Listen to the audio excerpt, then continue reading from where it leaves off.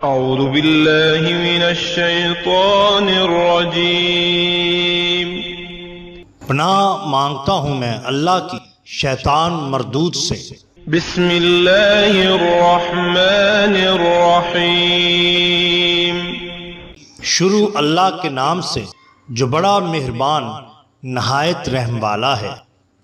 The bottom line کے ناظرین کرام السلام علیکم۔ محترم ناظرین، ہم اپنی آج کی ویڈیو میں حضرت علی احمد صابر کلیر رحمۃ اللہ علیہ کی کرامت کہ بھنی ہوئی بکری زندہ کیسے ہو گئی اس کا حوال آپ کے سامنے پیش کریں گے، جو یقیناً آپ کے لیے دلچسپی کا باعث ہوگی۔ ناظرین کرام، حضرت علی احمد صابر پیا جب کلیر میں قیام پذیر ہو گئے تو وہاں کے قاضی تبرک کو آپ کا وہاں رہنا ناگوار گزرا۔ اس نے کھلم کھلا آپ کی مخالفت شروع کر دی۔ جو لوگ آپ کے مرید ہو گئے تھے ان کو بہکانا شروع کر دیا، اور جو لوگ بیعت کے لیے آتے تھے ان کو روکنا اور طرح طرح سے دباؤ ڈالنا شروع کر دیا، جس کے نتیجہ میں بہت سے لوگ آپ تک نہ پہنچ سکے اور بعض لوگوں نے آپ کی قربت بھی چھوڑ دی۔ ثابت قدم رہنے والے مریدوں میں صرف شیخ بہاؤالدین، شیخ جمال الدین مسمات گلزار بی بی اور اس کا لڑکا اور اس کا خاوند تھا۔ قاضی تبرک کی مخالفت اور ظلم و ستم کی کچھ انتہا نہ رہی، یہاں تک کہ اس نے قیام الدین رئیس کلیر کو بھی آپ کی طرف سے بدظن کر دیا اور شکایت کی کہ کلیر میں ایک ایسا شخص وارد ہوا ہے جو خود کو امام کہلانا چاہتا ہے اور اپنی بزرگی اور برتری کا دعویٰ کرتا ہے۔ اپنے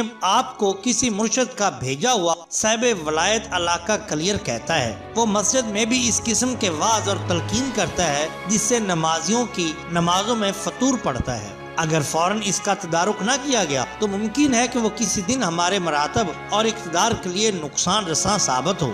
بہت جلد اس کے اثر و رسوخ کو زائل کرنا چاہیے۔ رئیس کلیر نے جب قاضی تبرک کی یہ باتیں سنی تو اس پر بھی بے حد اثر ہوا اور اسے اپنی ریاست میں اپنا اقتدار ختم ہوتا ہوا نظر آنے لگا۔ قاضی تبرک کی باتیں سن کر آخر قیام الدین رئیس کلیر جمعہ کے دن مسجد میں آیا۔ حضرت مخدوم صاحب اس کے آنے سے قبل ہی تشریف لا چکے تھے۔ اس نے دریافت کیا کہ قاضی صاحب وہ کون شخص ہے جو امامت کا خواستگار ہے۔ قاضی تبرک نے حضرت صابر رحمۃ اللہ علیہ کی طرف اشارہ کرتے ہوئے کہا، یہ صاحب ہیں۔ اس نے آپ سے دریافت کیا کہ اگر آپ امامت اور خلافت کے مدعی ہیں اور اپنے آپ کو قطب زمانہ کہتے ہیں تو میری سفید رنگ کی نہایت خوبصورت اور قد آور بکری عرصہ 3 ماہ سے گم ہے، بتلائیے وہ کہاں ہے؟ اگر آپ بتلا دیں گے تو ہم یقین کر لیں گے کہ آپ آفتاب ہند میں سے ہیں اور آپ کو اپنا امام مان لیں اور بیعت بھی کر لیں گے۔ حضرت مخدوم نے ایک ذرا سی توجہ عالم روا کی جانب فرمائی اور ہاتھ اٹھا کر فرمایا، اے بکری کے کھانے والے لوگوں، نکل آؤ۔ ایک آن کی آن میں 27 آدمی پریشانی کے عالم میں جامع مسجد میں داخل ہوئے۔ حضرت صابر صاحب نے فرمایا کہ رئیس شہر کی بکری تم لوگوں نے پکڑ کر کھائی ہے، اس کا مفصل حال بیان کرو۔ ان لوگوں نے رئیس کے خوف کی وجہ سے صاف انکار کیا کہ ہم پر بہتان ہے، ہم قطعی نہیں جانتے۔ حضرت نے فرمایا کہ بہتر یہی ہے کہ تم لوگ خود ہی اپنا اپنا حال بیان کر دو، ورنہ ابھی ذرا سی دیر میں پردہ فاش ہو جائے گا اور اس وقت تم لوگوں کو بہت شرمندہ ہونا پڑے گا۔ مگر وہ لوگ انکاری ہی کرتے رہے۔ تب حضرت نے رئیس شہر کی طرف متوجہ ہو کر فرمایا کہ تم اپنی بکری کا نام لے کر پکارو۔ تب اس نے ہرمنا، اس بکری کا نام تھا، کہا اور بکری کو آواز دی تو ہر شخص کے شکم سے جدا جدا آواز آئی کہ میں ان لوگوں کے پیٹ میں ہوں۔ ان لوگوں نے آدھی رات کو چاہ صدرک کے کنارے پر ذبح کر کے میرا گوشت بھون کر کھایا تھا اور ہڈیاں کھال میں رکھ کر ایک پتھر اس میں رکھ کر کنویں میں چھوڑ دیا تھا۔ یہ کنواں صدرک کے کوچا میں ہے اور اس کو رئیس نے بہت گہرائی میں کھدوایا تھا اور جس پر اتاب ہوتا تھا وہ اس کنویں میں چھوڑ دیا جاتا تھا۔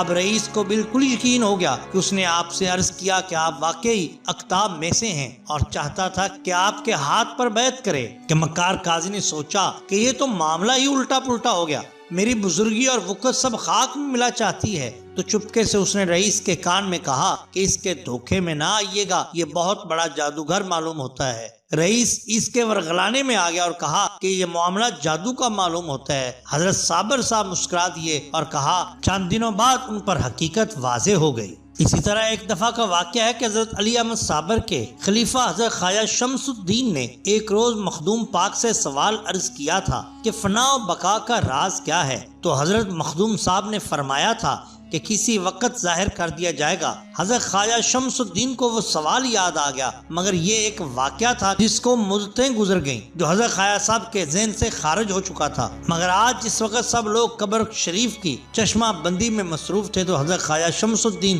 رحمۃ اللہ علیہ کے دل میں یہ بات پیدا ہوئی کہ امام صاحب سے ملاقات کر کے ان کے حالات اور نام و نشان دریافت کر لینا چاہیے، ورنہ یہ بات پردہ راز میں رہ جائے گی کہ نماز جنازہ کس نے پڑھائی، کیونکہ کہا جاتا تھا کہ حضرت علی احمد صابر پیا کی نماز جنازہ غیب سے کسی نے پڑھائی تھی۔ چنانچہ آپ سوار امام کی جانب متوجہ ہوئے، وہ اپنے گھوڑے کی باغ کو پکڑ کر سوار ہو چکے تھے اور خواجہ صاحب کو آتا دیکھ کر گھوڑا مغرب کی جانب بڑھا دیا۔ حضرت خواجہ صاحب گھوڑے کے پیچھے دوڑے اور کچھ دور جا کر گھوڑے کی باغ پکڑ کر عرض کیا کہ حضرت اپنا نام و نشان تو بتلائیے، کیونکہ لوگ کہہ رہے ہیں کہ حضرت علی احمد صابر پیا کا جنازہ کسی غیب سے آئے ہوئے آدمی نے پڑھایا ہے۔ یہ سن کر سوار نے اپنے چہرے سے نقاب اٹھایا اور فرمایا کہ فقیر کے جنازے کی نماز فقیر ہی نے پڑھائی ہے۔ چہرہ پر نور دیکھتے ہی حیرت میں سب آ گئے، تو حضور نے قبر جانب اشارہ کر کے فرمایا کہ شمس الدین، حیرت کی کوئی بات نہیں، وہ فنا ہے، یہ بقا ہے۔ الحمدللہ کو موجب